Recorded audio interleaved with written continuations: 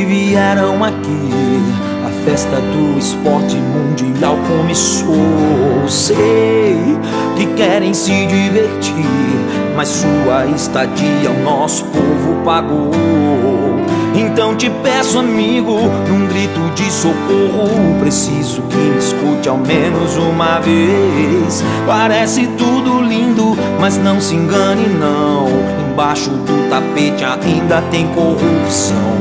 O povo tá cansado de ser tratado assim. A nossa gente não é gado pra comer capim. Pra que tanta novela, futebol, carnaval, se nunca mostram a verdade no telejornal? Não temos mais imprensa, não temos tribunal. Tem condenado no governo, isso não é normal. A bola tá rolando, jogo sensacional, mas o dinheiro desse estádio era pro hospital.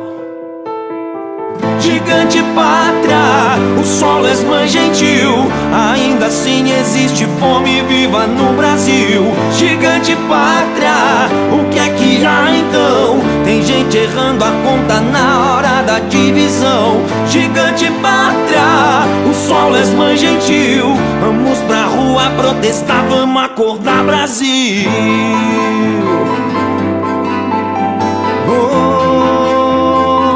Vamos acordar Brasil.